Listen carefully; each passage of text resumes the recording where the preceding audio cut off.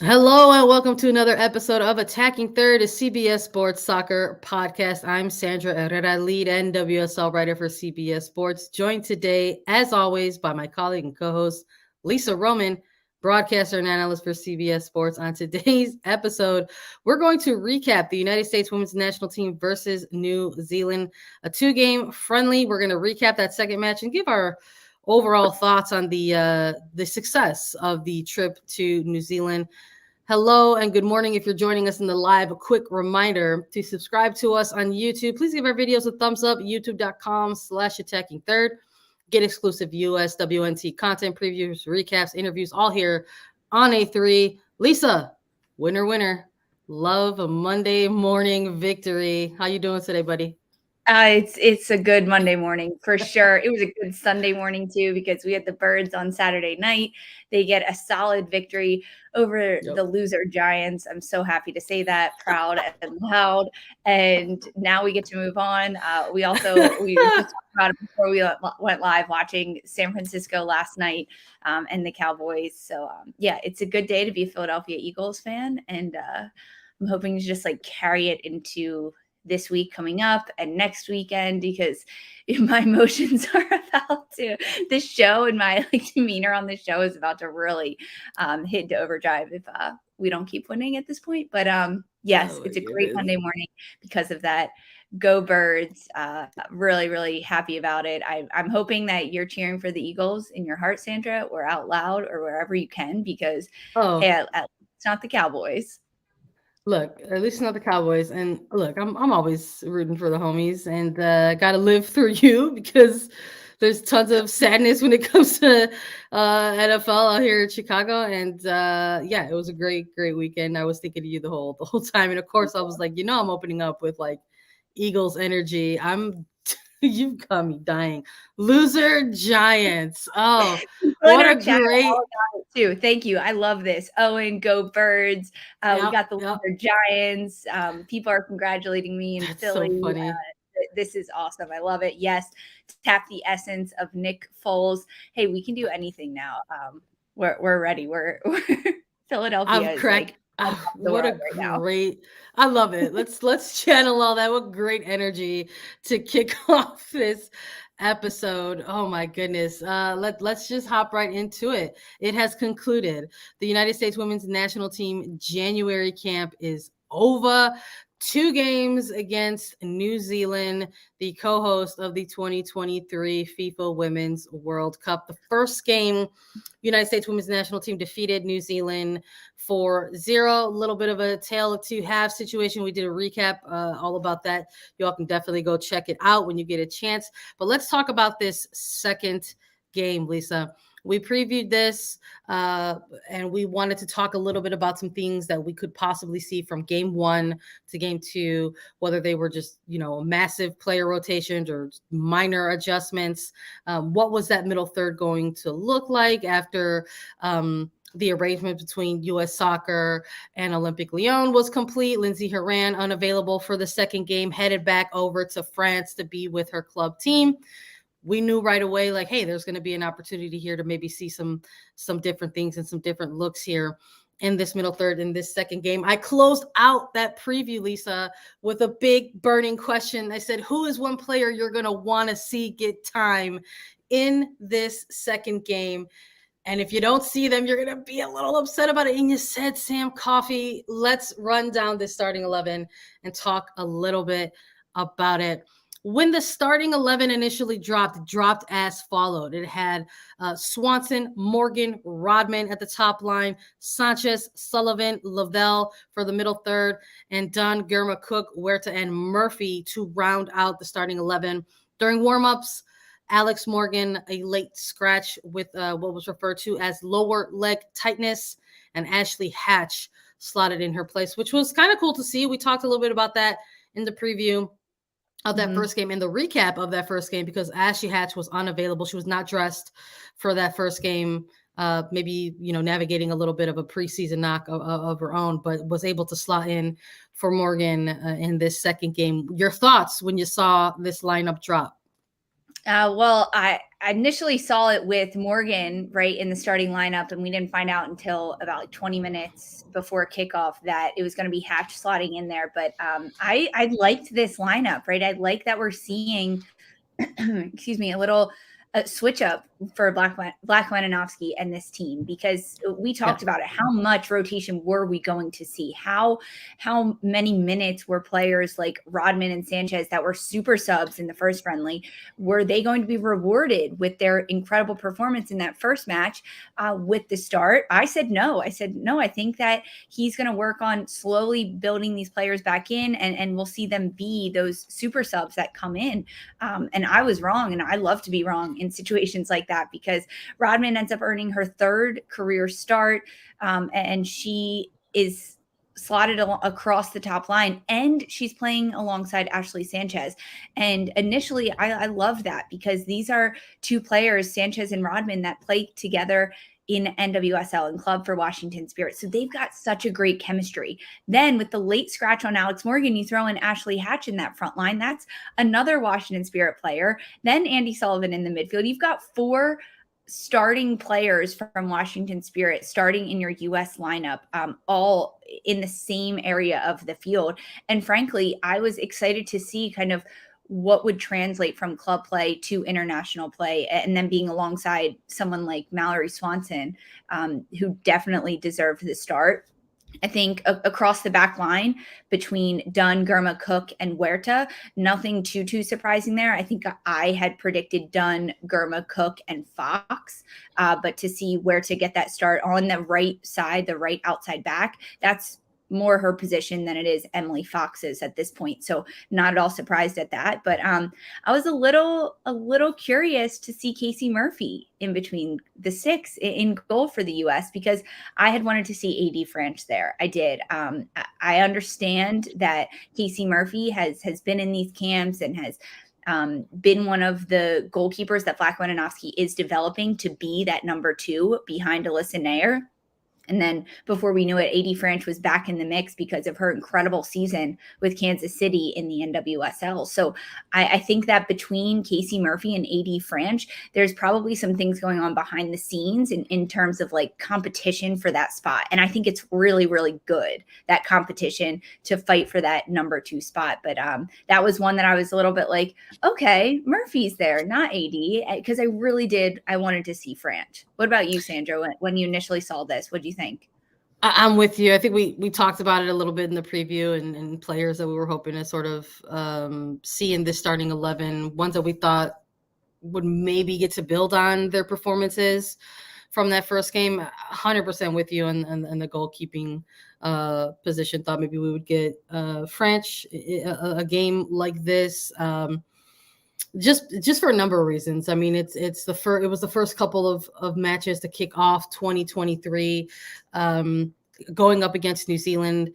Listen, yeah, we talked about that as well. The opposition that they were facing to kick off their new year. They're a top 25 ranked team, but in terms of the overall record against the United States, it's not great. It's a team that they've, the United States has their number, right? This is a team that typically is on the losing end of going up against the United States. And I believe the last time that one draw that they got against them was way like in a completely different era of both of the programs' existence. So I thought, hey, maybe these are the couple of games that maybe you give one of them or a full 45-minute shift to somebody like an AD French, a player who has typically been in that number 2 role, someone who has been part of this goalkeeping union for quite some time, and really kind of made her way back into this group sort of post Tokyo Olympic Games, where we didn't really see her anymore after that post-Olympic tour, and then going on this incredible run with Kansas City Current, and just sort of, pressing the issue. Like this player can no longer be part of this extended pool. Right. So I thought maybe we would see, a player like her get some time, but we saw the full 90 go to Murphy. Not too surprised to see Dunn in that back line. I know we mentioned at one point, like, is this a player that they're going to like kind of ease in? But I think the timeline of it all, there's not a lot of time to sort of ease in a player like Dunn. And she is someone who probably wants to also get acclimated as quickly as possible with about a 6-month buildup out to the World Cup. So her getting the start, the ability to go another second consecutive full 45 from game 1 to game 2. Wasn't too surprising, and I love to see it, because we talked about that in the preview. I said that position belongs to Crystal Dunn, when she's essentially like ready to come back in and keep going and continue to get the minutes. That's hers. So with Herrera out, and then with that late game scratch, those are the areas and the positions that really intrigued me. Because those game changers that came in from game 1 were getting the starts in this game too. So an Ashley Sanchez or a Trinity Rodman, and it was like, seriously, you said there were 4 of them, 4 Spirit players in this starting 11. It was absolutely united spirits all the way. But it was very, very cool to see that. I was very interested in seeing the progression of a game from younger players like a Sanchez or Rodman. I think maybe there's a little bit of a false narrative out there around these players when it comes to the national team, in terms of players who are mainly utilized off the bench. So they need to come in and make that spark immediately. What could they look like? Or maybe they are unable to build over the course of longer minutes. And that is not the case at all. I think they showed that again in a game like this. I think they got things started pretty early. Yeah, I agree completely, especially when we're almost comparing it to the first match. I mean, we are comparing it to the first match because it's 2023. It's our first 2 matches. It's against the same competition. And the biggest message and the biggest takeaway from the United States first game against New Zealand was it was a slow, disjointed start. It was a really slow start. So that was something that I think everyone was paying attention to in this second match. And the fact that there were some younger players in the starting lineup and players that are looking to prove themselves. The first thing I noticed in the opening 5 minutes was that it was not a slow start. They turned that around immediately. And that was something I was really impressed and happy to see in watching this, because in the opening 5 minutes, Mallory Swanson, she gets in behind, she gets opportunities on goal, she gets in front of goal, looking at chances, balls across the back line. We could see pretty much in the first 10 minutes what the game plan was for the United States. Can they get the ball wide, utilize the width of the field much more than they did in the first game against Football Ferns, get the ball wide down and early crosses in, because as you have runners like Swanson, Rodman, Hatch running at the New Zealand back line, and New Zealand is also running towards their own goal, that's when you want those curling crosses in behind the back line.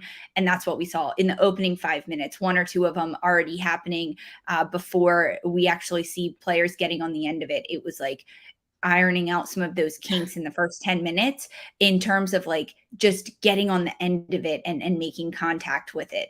But the chances were there, right? Like to open this game. And that's what I was really, really pleased to see, the quick start and the quick turnaround for this team. I think it's also important to note, we talked about the starting lineups. Alex Morgan initially dubbed with being the captain for this game, but because of her late game scratch, it ends up going to Rose Lavelle. And for Rose Lavelle to be the captain of this game, it was so telling. She dominated this game. She controlled it. She was the captain of not just the United States, but of the entire field. Every player on the field, she controlled everything that happened.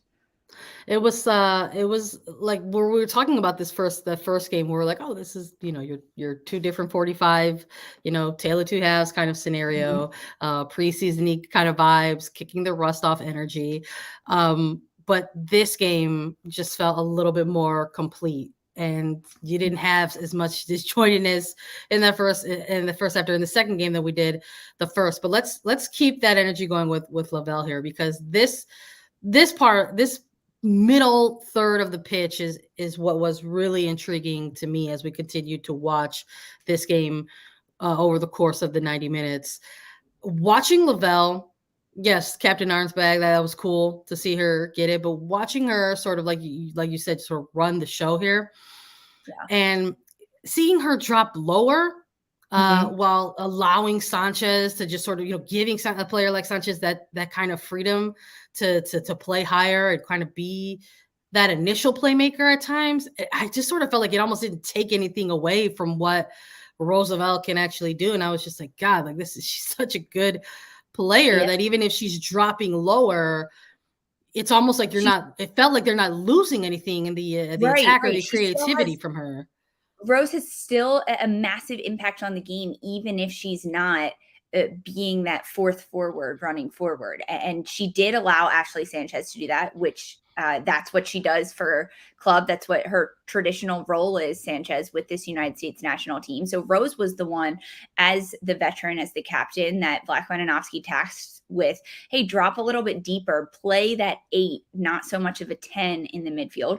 And Lavelle's effectiveness in being able to be that role was tremendous. She played it better than we've seen Lindsey Horan play it most recently. And I think that's something that's interesting and probably poses a lot of questions to Vlahovic at this point, because without Lindsey Horan, there had to be a little bit of movement. And that was Rose, who stepped up to the plate. And she ends up getting a brace in this game. She also gets an assist in this game. She ran the show completely, was the entire playmaker, and was contributing on the stat sheet. Yeah, I wasn't too surprised to see the goals come in, or at least a couple of goals come in the first half. I think that was going to be probably the biggest, one of the biggest changes from that game 1 to game 2. That yes, essentially you're looking at these score lines and you see 2 blowouts, right? But they both happened in 2 very different ways, and the games in which the score lines and the games in which they happened were 2 very completely different games. So to see this a ballooned kind of scoreline in this one, it was a 5-0. I was like, and in my prediction, I mentioned that on .com, I was like, I think they'll actually get one more. I think not only are they going to get goals in this first half, I think they're actually going to get 5 of them. And we saw that. That's exactly what we saw in this game. I mean, we saw a beautiful goal in the 22nd minute and another really great goal to sort of close out this first half in the 39th minute. So we have this lovely sort of Washington spirit crafted goal, sort of spearheaded by a veteran like Dunn. You sort of see her winning these balls along the left side. It was, you love to see it. Great to have Crystal Dunn back, but you saw this great quick ball moving. You saw Hatch feed Rodman taking this ball nearly end line. But just sort of the quick reaction from a player like this. I just love that Rodman she has this sort of aura of kind of the winger that isn't afraid of the pass. Right. It's a layer of selflessness that I don't think you see too often from a lot of young players. Sometimes you get a lot of young players who are trying to get the stat, right? Or trying to make sure that they're on the end of the goal. But this is a player who's only in her second, or who's only going to be in her 3rd season with the Spirit at a club level, and really only her 2nd year with the national team. And we're just seeing a layer of selflessness from this player that I really, really appreciate. So you see this sort of quick reaction to open up the goal, and Hatch nets it away. I thought it was a phenomenal goal to sort of open up the goal scoring in this one. I think you said it best with Trinity Rodman. It's a level of selflessness that we don't typically see in such a young player. I mean, this was her 3rd U.S. start with this international roster, and she ends up getting her 3rd assist in 2 games to open this. And it's the opening goal that Rodman gets the assist. And it's the way that it unfolds is very typical of Trinity Rodman. It's her bread and butter. It's what she wants. She wants the ball wide in the wings areas with defenders closing in around her. And she's got incredible vision to understand where her runners are, where the ball needs to be placed. So she curls it in perfectly into Hatch. I think Swanson is on the back post, sliding for it, looking to get it as well. And it ends up going to Hatch, who gets there first. And to me, that it made me smile, because not only was the buildup of the play incredible, and that's what we want to see and have a lot of consistency with, but there were 2 runners on the back post ready for the ball. So if Hatch missed it, Swanson would have been there. And if Swanson missed it, Hatch would have been there. That was crucial to see. Now, can they stagger their runs a little bit? That way they're not the exact same, but there were almost a couple of moments where you thought they were going to run into each other. I mean, that first goal, they were almost same exact run, but also they're both going for the ball, right? They both are looking for it. And then to see kind of the continuation of this first half, and the U.S. to keep their foot on their pedal, as you mentioned, just before the 40-minute mark, Rose Lavelle ends up getting her goal, her 23rd career goal, off of a great ball from Sofia Huerta. It was so beautifully placed from Huerta, floating in over the top behind the back line. And that's Hatch here at this moment makes that near post penalty spot run and ends up drawing two of the New Zealand defenders, which leaves Rose Lavelle wide open on the late run on the back side for Lavelle. And she volleys it one time into the net. It was fantastic to see. And I think in the buildup of these two goals, I know you mentioned Crystal Dunn, who was fantastic in this game, but also I think Andi Sullivan, we saw a different side of her. She was a little bit higher up the pitch as well. She was a little bit more engaged offensively into the attack for this team, having maybe the confidence to understand that Rose Lavelle was going to cover for her, playing a little bit deeper, and Rose, being as quick as she is and as talented as she is, allowed Andi a little bit more freedom to push up and be that player, to be attacking in the defensive third, and to have 6 and 7 attackers versus just 5 or 4 moving forward. And that's what we saw, because that's how these first two goals unfolded. And before you know it, it's 2-0 and we're heading into halftime for the US. And it was a good first half. It was one of those first halves where it's just like, okay, they looked better from that first game. And not only did they look better, they put together a couple of really great goals to give them the early lead coming into the locker room. And it just sort of felt like when they were going to come into the second half that you knew there were going to be more goals. Like that was the kind of energy that you were left with after watching that first 45. And I loved that for this team, a little bit different from that first half during the first game, because with the first game we saw like a 4-player substitution to start off the second half in that first game. And with this second game, that wasn't necessarily the case. If anything, there were 2 substitutions, yes, but these substitutions also felt like your typical kind of like game planned type of substitutions. We had Emily Fox coming in for Crystal Dunn, and you had Emily Sonnet coming in for Naomi Girma. And Lisa, I said, are we going to see Emily Sonnet in this game? And B, if we do, we're going to see her at center back. I don't know if they can keep her, as someone who's like one of those outside back positions. I think you've got 2 players who have made the case to keep getting minutes at those positions, and someone like a Sofia Huerta and an Emily Fox. And now with Crystal Dunn back, I'm not too sure if that's where you're utilizing someone like an Emily Sonnet, but we see her come in for Naomi Girma, who exited this January camp with the two 45-minute shifts within the 2 games, and two starts. So I got to ask you, like, what did you think of this sub coming in, and where did it catch you off a little bit? So the Dunn substitute, only 45 for Crystal Dunn, not at all surprising. We talked about her being on minute management and building her back in, and good to see Emily Fox get a shift again, right? I think that's kind of the eyes that Black Wadanovsky is looking at between that left back. And it's just, if Crystal Dunn can get back up to fitness ability and things like that. When I saw Emily Sonnet coming in for Naomi Girma, I was shocked. I'm not going to lie. Yeah. The fact that Sonnet playing in that center back, it makes sense because she's not going to play in the outside back in this type of situation. But I also don't think there's that much room for her in the center back position. I think that this was maybe a test for Sonnet, because this is the first time we saw Sonnet as she did come back from injury. So getting minutes in this game, this was her 70th career cap and her first since July 14th during the CONCACAF W Championship. So this is a player that's also looking to work themselves back in. And I would not play Emily Sonnet over Naomi Girma moving forward, right? This is a friendly. This is where you're looking to get minutes, but Girma outplays Sonnet every single time. So that's it's not a question about. I think Girma outplays any of the center backs at this moment. Right. Yeah. So I mean, it was just a little interesting. I think that Girma, maybe I would have liked to see Girma and Sonnet over Girma or over Sonnet and Cook, which is what we did see.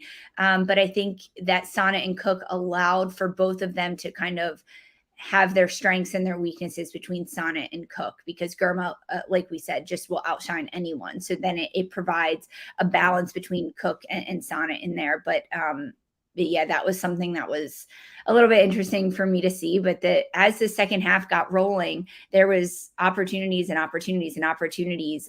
Swanson playing really good balls in, Rodman also crossing really good balls in, Hatch getting on the end of a lot of them, trying to redirect. Hatch so close at the start of the second half, which almost getting one. No, they really got things going in the second half. 3 more goals came for this team in the second half. We're going to talk about them and break them down right after a quick break. New Sunday. My son works across town at 3 Rock. Wait, isn't that a prison firefighting camp? Yeah, he's an inmate. Hellfire's coming to you! You run into fires like a superhero. I didn't think that I was worthy of wearing a CAL FIRE uniform. If you let me save your life, you'd be saving mine. Fire Country. Special episode Sunday after the AFC Championship game on CBS and streaming on Paramount+. All right, let's close out this second game against New Zealand for the United States women's national team. Talking about this back line specifically, Emily Sonnet, and Emily Fox coming into the match as halftime substitutions. And look, let's lean into Emily Fox a little bit.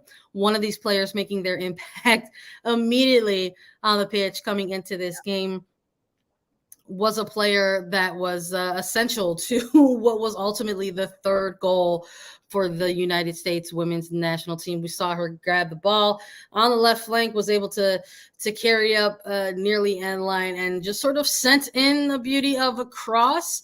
And it was one of those ball ins that you're looking at and you're like, where is this going to go? Who's this going to land to? What's going to happen? It was one of those sort of chaos creating type of services into the box, which you'd love to see from your attacking kind of outside backs. But you see this ball kind of get to Trinity Rodman at one point, but a New Zealand defender scrambled for a block, and then you sort of see the ball kind of ping pong around within the 6 there, and it just unfortunately for New Zealand lands to the absolute right person at the absolute worst time for them, because Mallory Swanson just puts everything behind it and gets this into the back of the net. You could sort of see in her celebration, the fist pump, that there was just no way she was going to miss that with all that space in front of her. No way Swanson was ever going to miss that. She's right at the PK spot. It lands to her perfectly, and she buries it. I think you started this by talking about Emily Fox. It was 2v1 for Fox on the flank, and that's, she likes that challenge. She wants that. She wants to beat not one, but 2 defenders, and that's kind of how this unfolded. But for Mallory Swanson, this is the start to 2023, the start to a World Cup year that Swanson could only have dreamed of. A third goal of 2023 in 2 matches, third straight game with a goal for Swanson. She now has 28 career goals, breaking a tie with U.S. Soccer Hall of Famers Joy Fawcett, Shannon Box, and now she has sole possession of 22nd on the U.S. all-time scoring charts with that 28th goal. This is a career start for Mallory Pugh, and this is the momentum that she needs to be gaining and picking up right now, heading into a World Cup that's just a few months away. But this third goal in the 53rd minute from Swanson opened things up a little bit more for this team. We saw a lot more freedom. We saw them just picking apart New Zealand's back line, finding those holes and understanding how all of this happened, because the first goal and the second goal, the first one for Hatch in the opening 23 minutes, and then this third goal were pretty much identical, with like a great curling cross behind the back line and then runners running into it. And that's where the United States can find so much success getting those crosses in. And that's what we saw in the first 60 minutes before we saw that 60-minute mark with the subs. The subs come waving in. I'm always like watching the clock. I'm like, all right, 58, 59, who's warming up? Who's coming in? I'm with you because I think them getting that goal like in the opening 10 minutes of that second half, I'm like, okay, well, everything appears to be going to plan, right? Whatever the coaching staff had presented the team to go out there and execute in this second game appeared to come to fruition. And I was like, okay, once that third goal happened and within the opening 10 minutes, I'm like, okay, I won't be surprised if we see additional substitutions here in the in this sort of hour mark. And we did.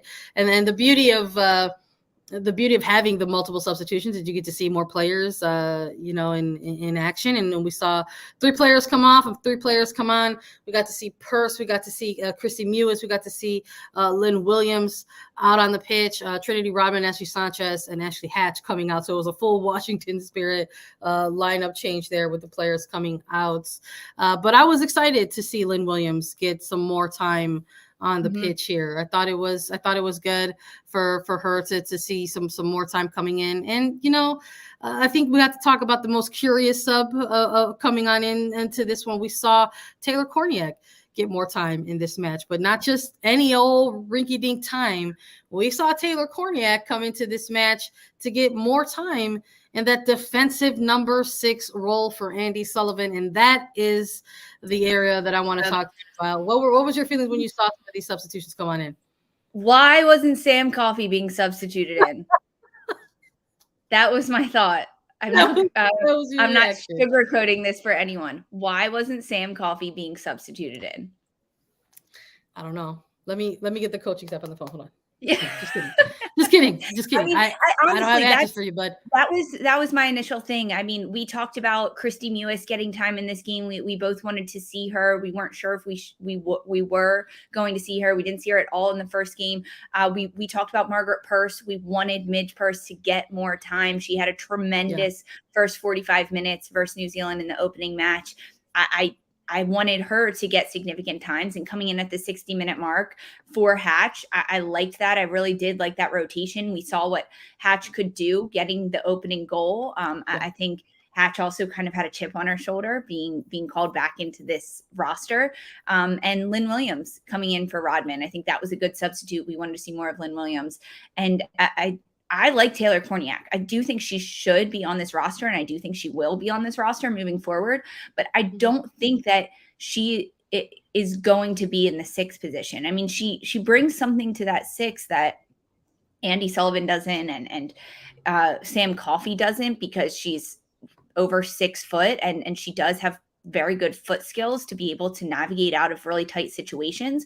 But I think the development of a player like Korniak in that 6 role is going to take a little bit too long. Yes, she's got more experience playing professionally than someone like a Sam Coffey, but Sam Coffey has the experience playing in that position more so than a Korniak. And I think Sullivan did well throughout the first 60 minutes of this game. I really did. I think I was pleased with Sullivan and what she could do, but I would have loved to see Sam Coffey in there with Christy Mewis and Rose Lavelle at this point, especially with Rose Lavelle in there playing a little bit deeper, to see how Sam Coffey and Rose Lavelle could play deeper in the midfield together. But I mean, that was it. That was my only thought about this substitute. I was like, okay, great Williams, great Mewis, great for Purse. Yep, Hash, Sanchez, and Rodman coming out, but where the heck is Sam Coffey? I hear you on that. I think, look, I don't think it's an unfair point to bring up. I think it's an interesting point to talk about. I was curious if we were going to see the impact from Korniak that you want to see in that position. We ended up seeing a huge impact by Korniak in this game. It was off of a set piece goal, which we'll talk about these 2 goals in a second. But I don't know if there were any more additional questions that were answered in that particular role on the pitch by giving, Korniak an additional, what was about half hour at this point. So maybe 70 minutes or so. And then the roll over the course of the 2 games. But there were two more goals that happened in this second half. We're talking about these substitutions because, again, these are players that made their impact for these in these 2 final goals of the game. We saw Lynn Williams get on out there and start to really make her presence felt. I love that she continued to develop her minutes. over the course of this second game. We saw at one point Rose Lavelle was just an absolute menace out there on the pitch, and New Zealand just was really getting tired of it. And we sort of see at one point Lavelle kind of get stood up and kind of taken down to the ground, but then all of a sudden you see your winger get in for a foul as well, immediately following this sort of contact on Lavelle. And it's Lynn Williams with her first yellow of 2023 stands up the falling player and earns a yellow. And in that sense, I was like, wow, what a great defending winger here. You love to see it. But shortly after her arrival into this match, she provides an assist on the fourth goal for Rose Lavelle, who made this ridiculous run into the box.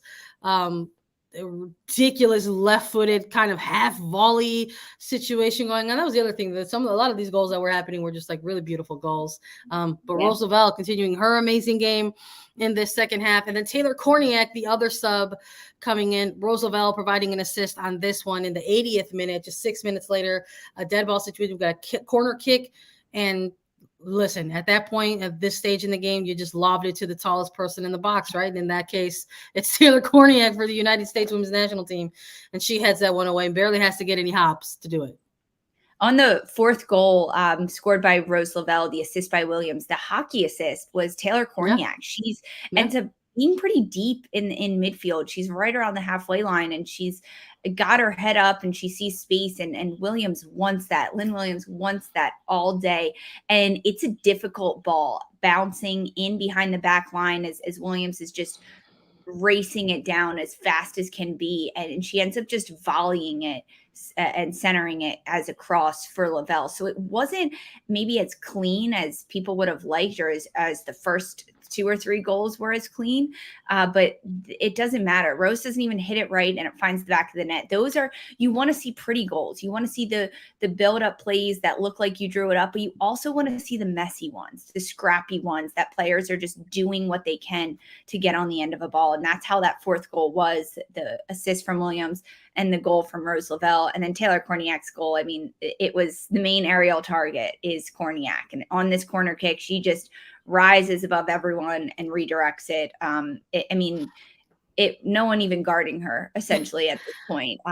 It was really good. She loses her defender though. Like if you go back and watch the replay, it's not that New Zealand has 2 defenders on Korniak and she still ends up getting the ball. She does the work off the ball before the corner is sent into the box to lose her defender. Created the space, absolutely. Hard, and then she checks out back, understanding where the ball is going to go, and then she still uses all of her God-given talent and height to jump up and redirect it. But there's a lot of off-the-ball work, and I think that's why she was subbed into this game. Those moments like that.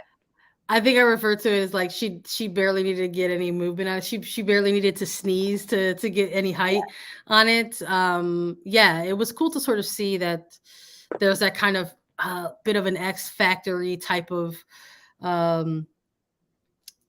asset to this team, you know, as they move forward in the build up to the World Cup. I don't know. I am curious if there was enough within these 2 games, right, within these 70-ish minutes, for the coaching staff to continue utilizing Korniak in these roles. And I think perhaps, you know, maybe that's where it comes when we're looking at things in terms of the pool of players, what that maybe means for somebody like a player like Sam Coffey. So like, this is a player that we desperately wanted to see get minutes in these 2 games. I know you're bummed that we didn't, but it does make me curious, because at this point, if we're looking at the timeline, not only to the World Cup, but the timeline for some players who have been involved with this team, like we're looking at Naomi Girma, who really started to get time with this team in 2022 based off of her rookie season with San Diego Wave, and really performing well in kind of what was considered at the time a little bit of a depleted position due to injury. And then I think you also make the case for this number 6 role for this team in the middle third. And you see somebody like Sam Coffey get involved, probably closer to around CONCACAF W championship, right? Someone who she got called in late. She got called in late due to an injury to Hatch. Well, had also spent time in that very brief June window in those friendlies against Colombia, and got called in to July because this was a player that had spent time with them just before they left to Mexico. But it's sort of been CONCACAF roster. She initially wasn't named to it. No, she was not. She was not on that final roster. And I feel just sort of since then has kind of been a feature in some of these camps, but hasn't necessarily been given those minutes, right? So I am curious if there is something, if there's enough here within these 70 minutes that the coaching staff is going to want to continue to see Korniak utilized in these roles, especially because of how she is providing in other areas when the game calls for it. But I'm also curious in terms of like you're also looking at the cohesion of things moving forward at this point. So you're looking at who else is called in this game. You're looking at we saw 4 Washington Spirit players on this game and this pitch together. And we've got an Alex Morgan and a Taylor Korniak who play great football together for the Wave. Are all these contributing factors moving forward? And we heard coming out of these camps. And I guess that's where we're going to sort of close out this show now, Lisa, is general thoughts on this overall camp, because something that we heard coming out of these 2 friendlies in New Zealand over the course of this January camp was that the coaching staff has narrowed down the pool once more. They went from about a consideration of 40 players to now about 32. So for you, I want to hear like what are your final like takeaways from these 2 games, and what would you sort of rate, or what are you taking out of this January camp for this team? When I look at kind of what you were just talking about between Korniak and Coffey and Andy Sullivan in there, Korniak and Sam Coffey are incredibly different players at the 6, right? I mean, anywhere on the field, but at the 6 specifically. Taylor Korniak is going to give you that offensive presence. She's going to be aggressive and offensively minded throughout the game because she traditionally has played an 8 or a 10 higher in the midfield. Whereas Sam Coffey is going to give you a little bit more stability defensively. And maybe it's a little bit more out of her comfort zone to push up so much higher and contribute into the attack. Maybe something that we've seen historically with Andy Sullivan, who has sat back so much when Blackman-Anofsky is urging someone like Sullivan to push up higher. And maybe that's a similar sentiment to what Coffey is doing. And when you look at the competition against New Zealand, the United States wasn't defensively tested, right? When you just like overall stats summary, 22 shots for the Americans, 0 for New Zealand, 10 shots on goal, obviously 0 for New Zealand. Corner kicks 6-2, offsides 3-0. New Zealand didn't have any offsides, right? They didn't even have those opportunities. So that's something. If you go back and listen to the games, the episodes that we did about this, we don't really talk too much about the defense in these games. Exactly. So it's not, you're not going to play someone like a Sam Coffey to see how well they're going to do defensively in the 6. You want to play someone to see how they're going to do offensively in the 6. And we saw that with Taylor Korniak, getting up, creating those spaces, getting double assists, getting goals in this game. We even saw it with Andy Sullivan and her role being pushed a little bit higher out of that 6. So the questions that were asked of these players were not so much, hey, how tight can you be defensively and compact? It was more, how much can you contribute into the offense when you're in that 6 role? And I think that's something that Blackman-Anofsky was looking at specifically in these 2 friendlies and throughout January. Offensively, who is going to be our strength? Who is going to be our starting 5 in the attacking end? So that's the 3 forwards and then your 2 attacking midfielders, and who's going to be the next players in rotationally coming in. We also didn't see any time from a player like Haley Mace defensively. And that's something that I know you wanted to see. You had her listed on your roster coming into it, but I think what was learned in this January camp is that this team can turn it around from one friendly to the next and change the way they start a game. You've got young players that maybe can play a role for you in coming off the bench and bringing that spark. But when given the chance to start, I'm looking at a Rodman, I'm looking at an Ashley Sanchez, they're going to bring it and they're going to prove you, which makes them more valuable as a player, perhaps as subs in the 60th minute when you have World Cup competition and really tough competition. I think I was really pleased with Rodman and Sanchez. I think they made their point a little bit more on this roster as to why they should be there. Oh, I'm with you. I think those are part of my bigger takeaways. I think out of this camp, people probably read them already on .com, but I think if nothing else, this coaching staff has started to really identify, perhaps settle in on who their game changers are. Yeah. And, I think for a while there, we are sort of seeing what the ideal 11 could be for this coaching staff. So we even said, like, going into that first game, we were like, we would love to see, player A, B, or C get time or get a start. But we think we're going to see the tired old and true usual suspects of Herrera and Lavelle and Sullivan. And we got a little bit of a combo breaker there with the introduction of Korniak in this. So I thought, if nothing else, it was cool to see that there's still some room for mix up here. But I think over the course of the previous 6 months, we've seen in that sort of ideal starting 11 in terms of the players that are available, because again, there's players making their return from maternity leave. There's players that are making their return from injury. So there's a possibility that we're going to see that ideal starting 11 shift a little bit.